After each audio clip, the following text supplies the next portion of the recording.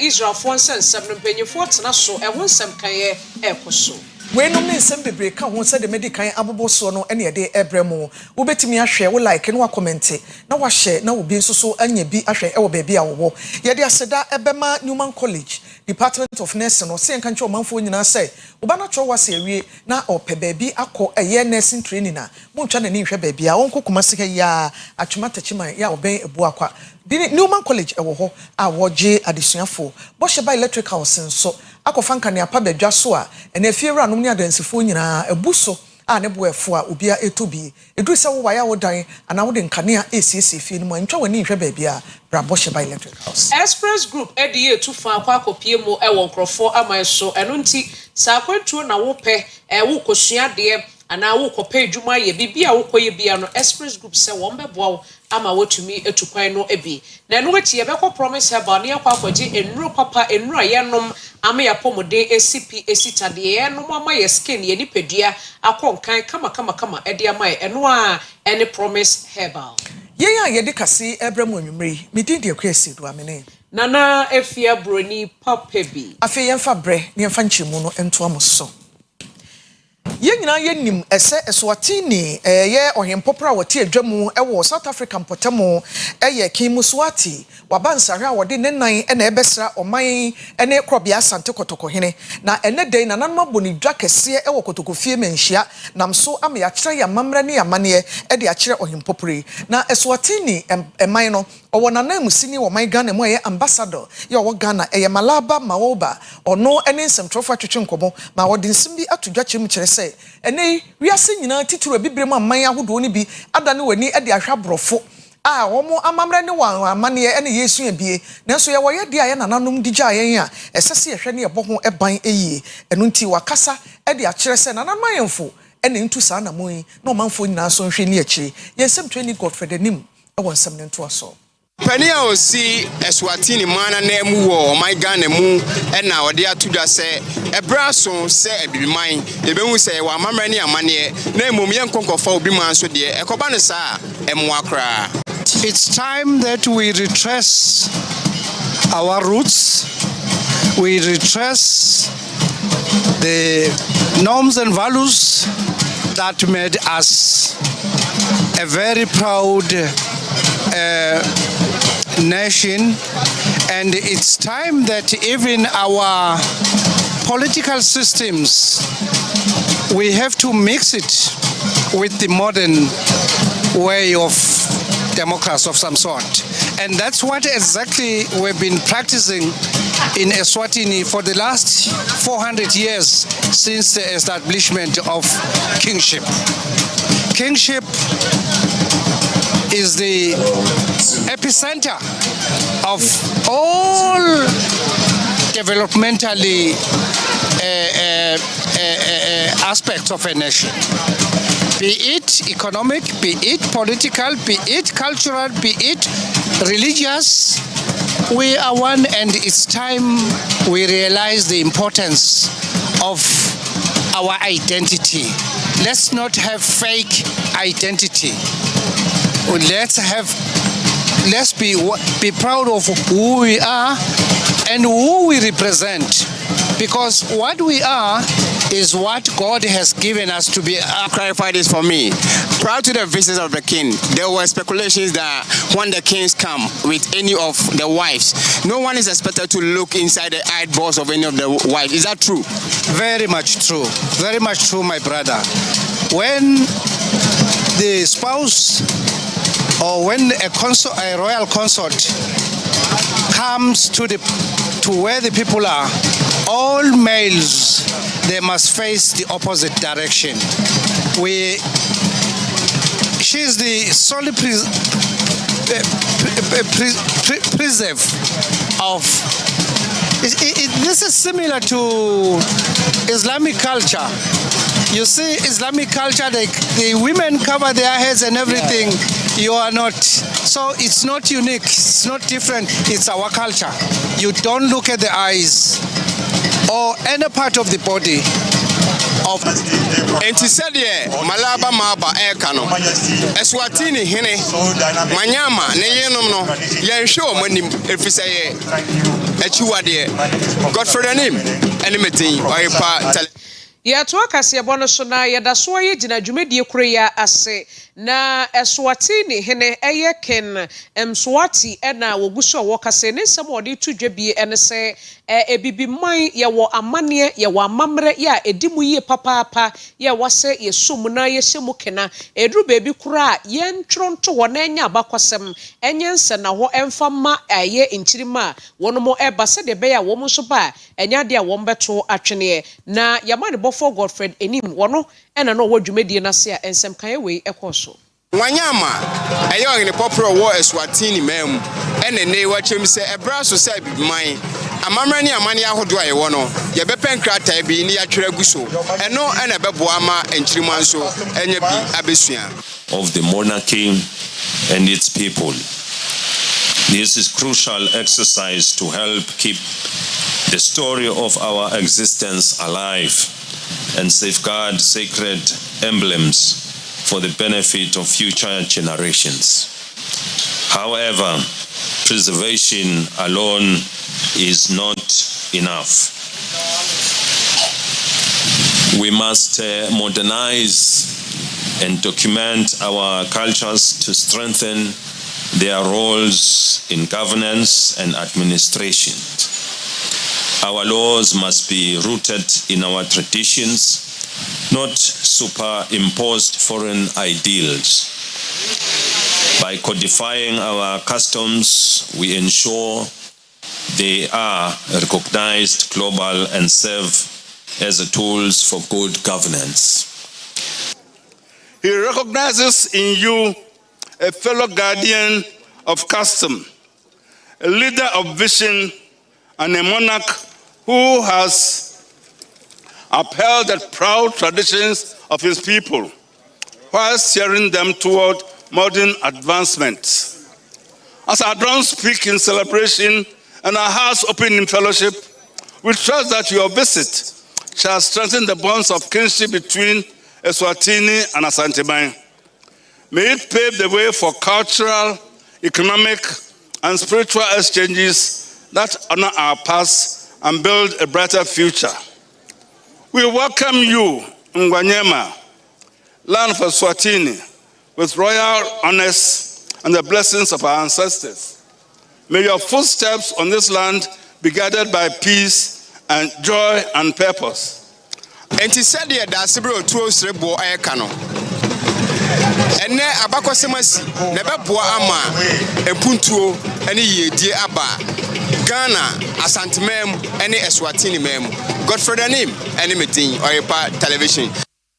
ye free kotokofie ni atwam abesen akọ enkran ene ensem bia pie dwa Ghana ngomesua soafo owura Haruna Idrisu ene de atodwa ni nyina no ye se okomrahye bedwafie ya okoyi ensem bi ano na ni nyina no eye achechefo so wakira de abusumi du na so makatua mai omo abona nso wonte hwimfrim ene omo fa adwene se ombeko Ghana Education Service headquarters so no makotena ho ene education director na director general ba no mo te ho anopa okọ no mo te ho obeba no mo te ho a ebe na homete ama de eso oye no wa ne tententem na wode o makatua ma wo mo okọ mrahye bedwafie no ene owura Samuel Atamils ya wo ye mrahye bedwani eyo commended ne guafo ne mpotemo ejina so bisa no senti sese no so achechefo yi a wo mu so makatua busum yidu yi ede na minister ye de afa ho ne atetempo se wo ma prosifo kọ dojo wo mo ekotete wo mo nenso asemo a Haruna Idrisu edi yi anu eni.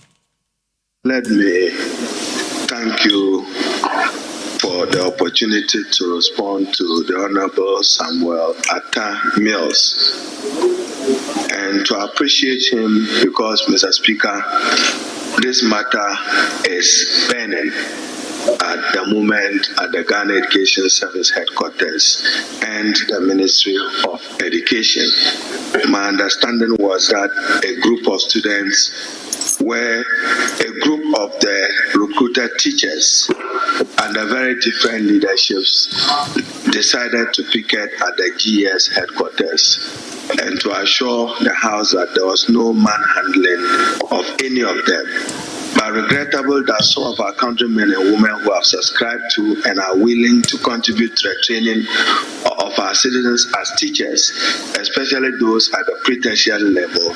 do not have staff numbers and thus have not been paid their salaries.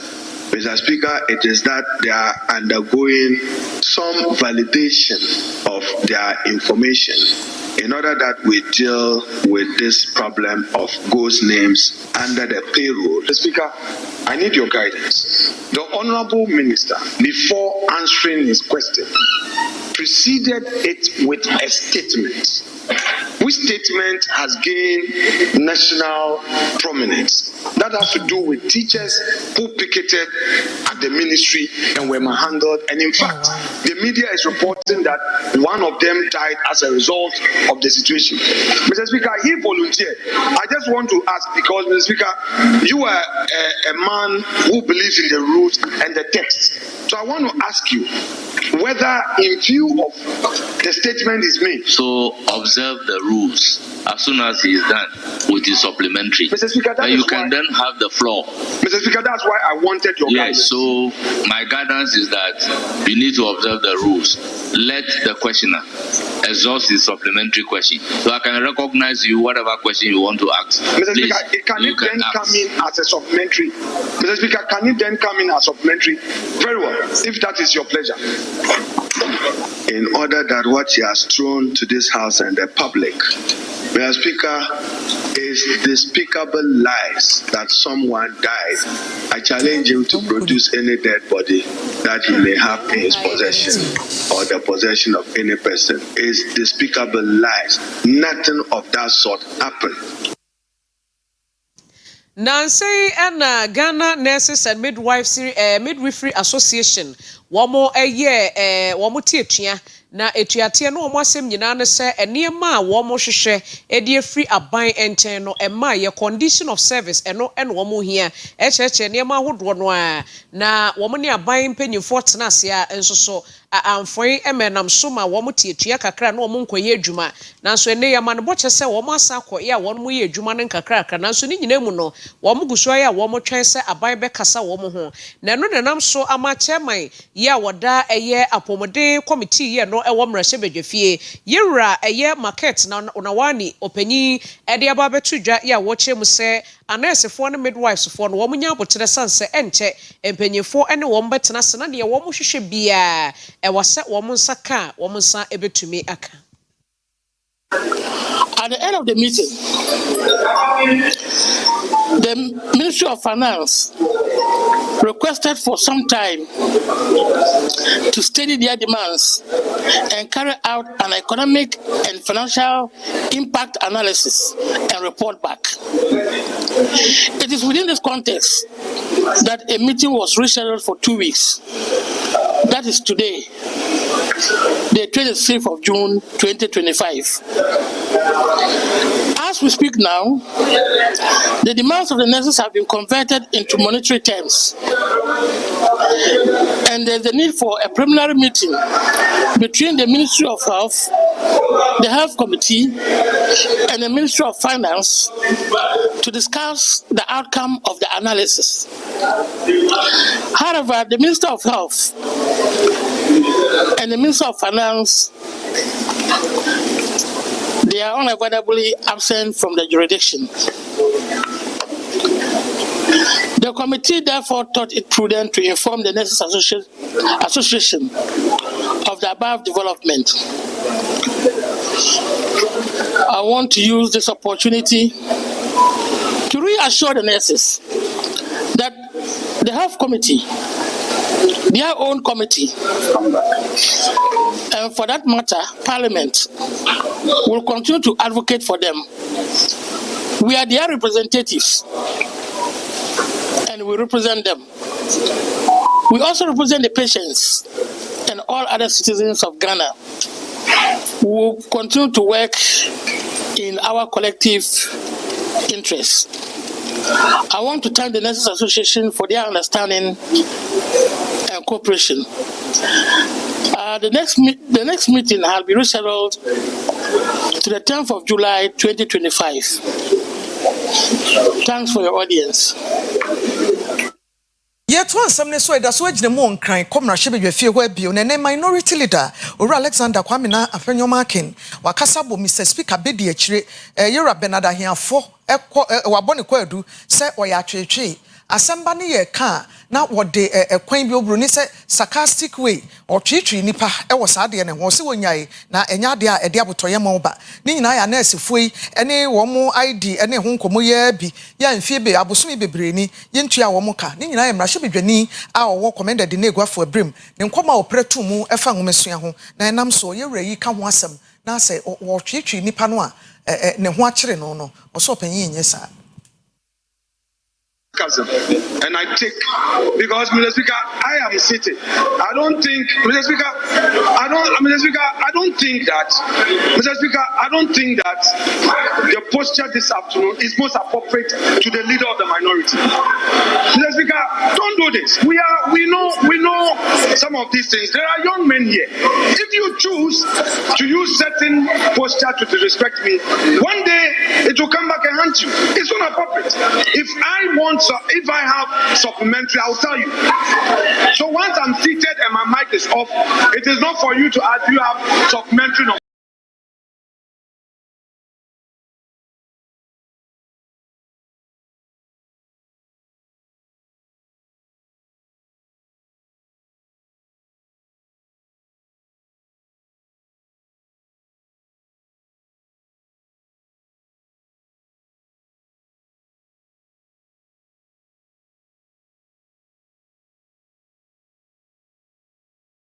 Member may be allowed to ask not more than 2 supplementary questions, except that the majority and minority leader or co-leaders may each ask not more than 5 supplementary questions on the substantive question. Therefore, if I am humbly asking, do you have a supplementary question number 5? That doesn't mean I'm being sarcastic. I'm rather operating within the rules, because the rules allow you to ask a supplementary question up to supplementary question number 5.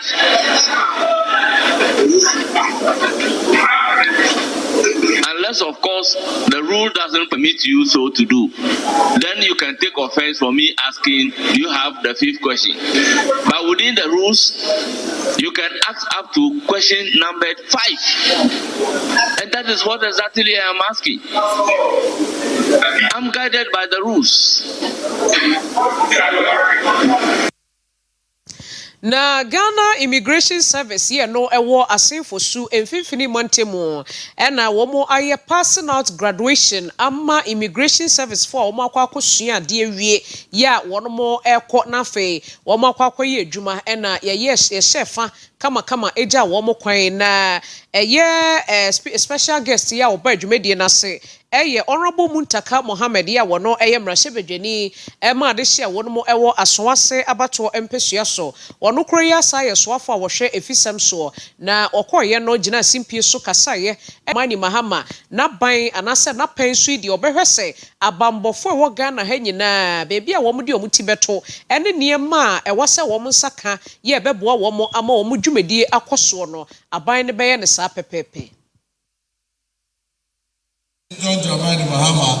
will strive to increase the human resource of our security services to improve the overall security of this country. I have the assurance of the Comptroller General that the officer cadets have been given requisite professional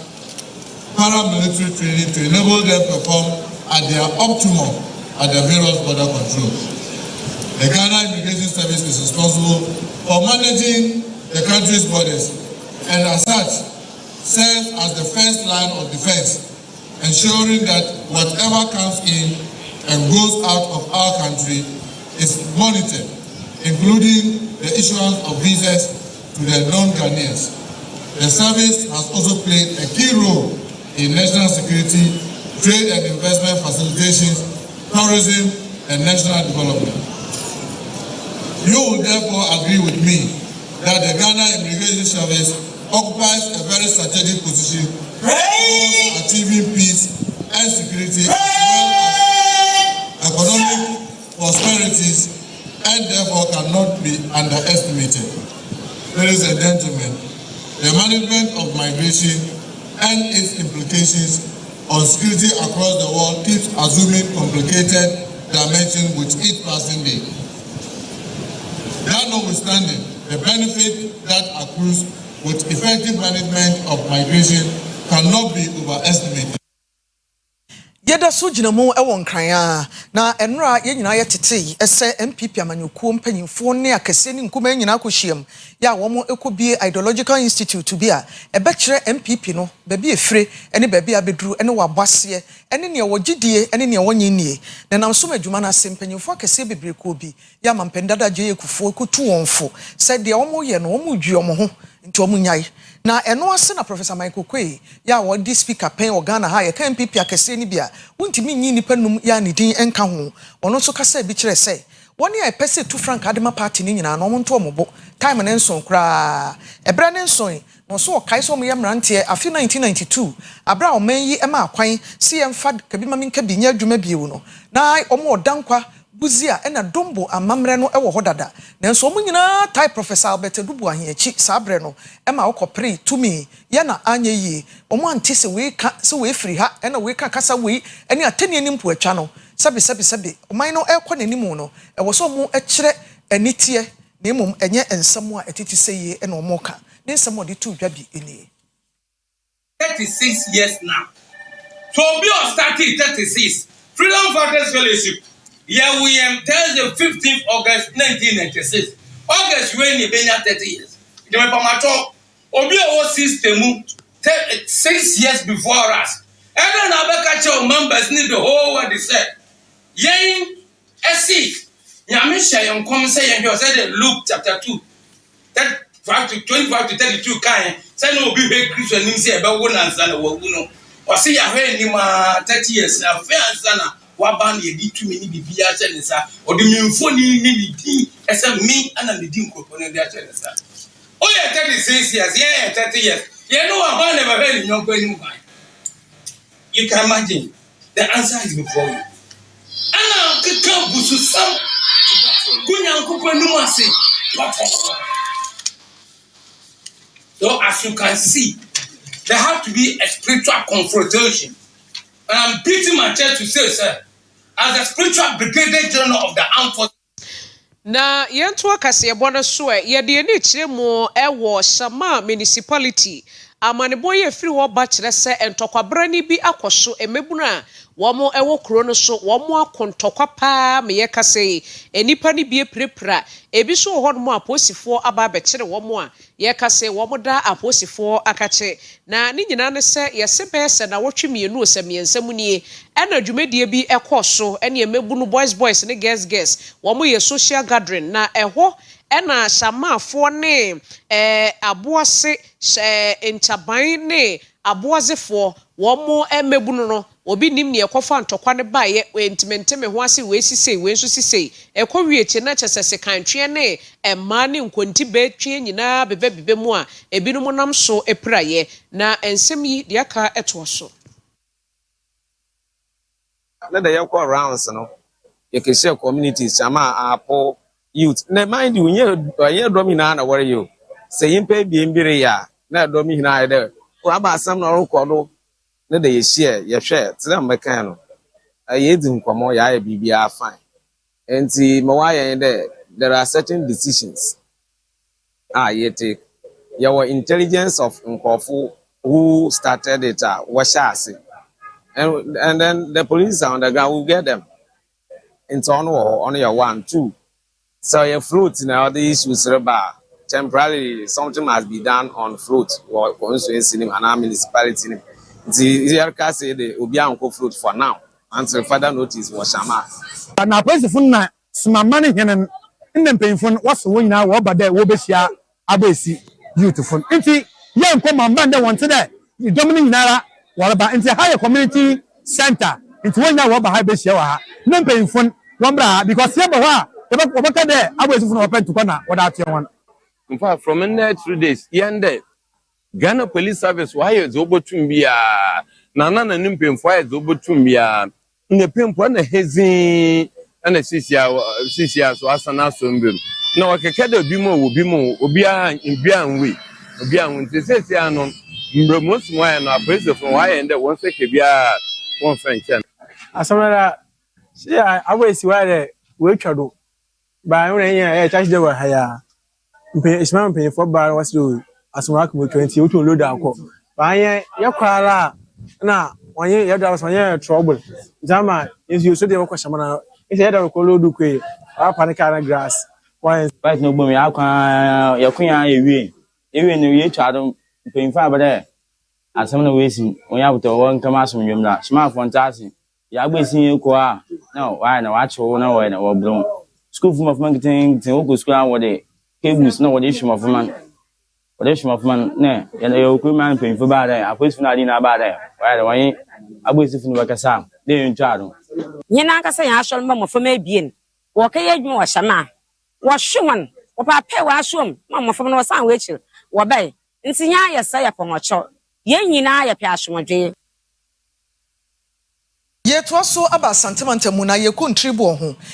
ye kuro bi e wo Kumasi kuro tia he ya ofri Kumasi no wani kire fin so a na omanfo ewu ntribo ho e wa fija Kwabre South municipality mu e kire se abo na etintim ho a ene wode amanyumako bi a omo epaye no omo esese wajapade ye wadan ne nyoma wo e wo mpotem ho emfie dum yensanie ya company ba ko a ede World Cool Quarry Company e ba be ye adwuma no omo ntue sika ma nipa bia ya ne dan so apa ananso se dynamite omo de hyasase na se epaye abo no ase ne japade omanfo no aye oyekire asumdwe kwan so a assembly member oda wano ora ya aboaten ene di wanim wosinka free screen impo ya wo mo ehwehwehwe nkrofo check pressure ene de keke ka won ka o meye bi ma wo mo nanso adwumako na yiwani e wo wo so.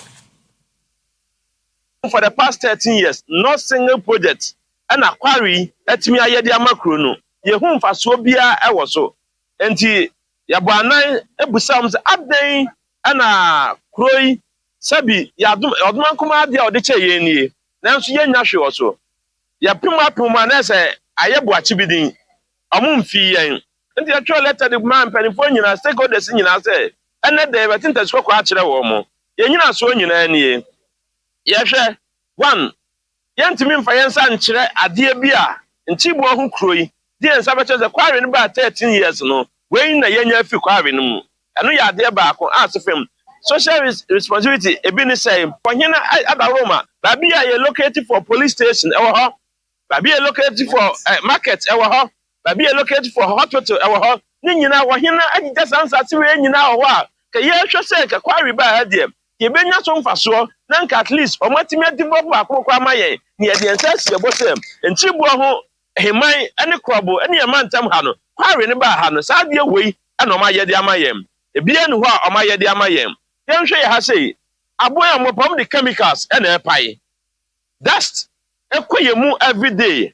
nanki ya hwe say nka every 3 months bia no ka kwanu be health screening abo ede amatima mfo nanki ya hu ya health status ni ya hunu say e bia kwa eyi ne ha ye tie no ye nya infection bia na say ye nya ohaw bi e bia ni ho a omoye pano kwasam ne say ekwan wei nyame adom abanya ba wo so ba ba ye kwan na ma ye ekwan na ma ba ba ye ma no uche wani heavy duty cars a efa kwan yi so ekoro ya tese sapeti no mu begu tese sapeti no mba begu di a sa heavy duty cars ye nyina paso a wodi short e besai me ba na miwura ba fo kofi atobra eno ma sensan krata ne dada a mu tue ska no ade ma no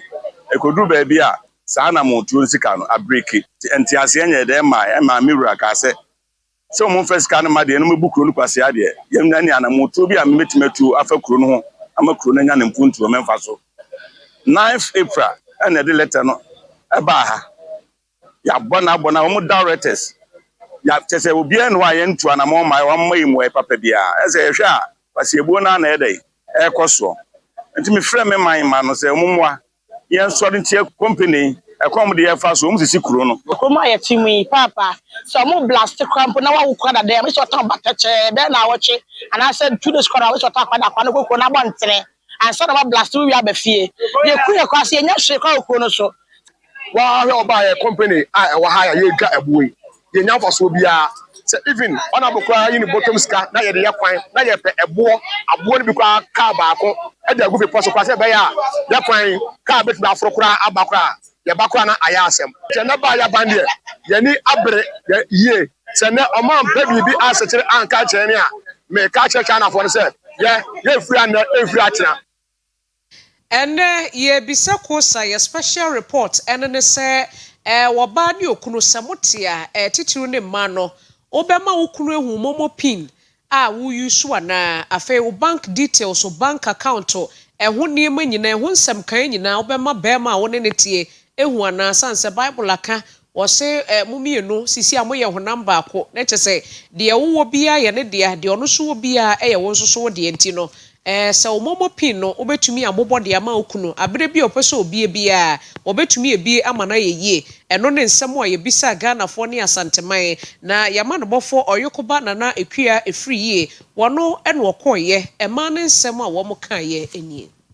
empanifo aka nsem bi nse ahohinti na yeja morwe enipa bi etimi sika e wo wonfon so a wo secret code bi a wodi eyi sika no ena wo sika nso e wo sika kra bia bebre ene ye ne nua maamo ye maame mo edi nkomo na ebisa won se ekunu mai ena ekunu wo wiase ade na ekunu ni ho wo ya adwuma so kuma mi kura hu momo de ne bai ade na ko hunu obi na wodi sika wo we ya asem ekunu wo hene ko hunu de ekunu ba bia ekunu wadwuma odwuma so ntimi hunu nya hwe umi code obewi ame na ye pon dwom kura kwa atade we ye hye urogo anya be ma papa bewi no awie usika me ma hu mi code da obetwe usika e de akofo oba afoforo e pa so mi amti we de mempre esanse say de wiase aye ne de Ghana aye ne de mi ana mebla ana me ye madwuma enti mempre se madwuma na me ye no me momo pin ene me bank account so yi no me kunu eno de me mempre se be ma ne yeti asefo nko de ne yeti hu ase de a me ma na hu me kuro hu no yi ase nya hwe se me na e bobra enti be ma na hu so hu na nya hwe enti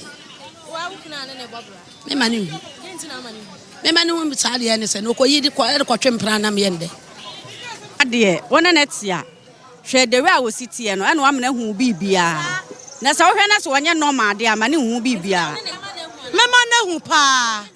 afise mimi jinidi sa no nso jimidi ne ye nipa baako ntense se mede bibia sie no ese mma ne hu mi bibia no nso so ma me hu mi bibia afise nkwala wom oti ye nyina ye ma no adwenkyere oyukọ banana etwefie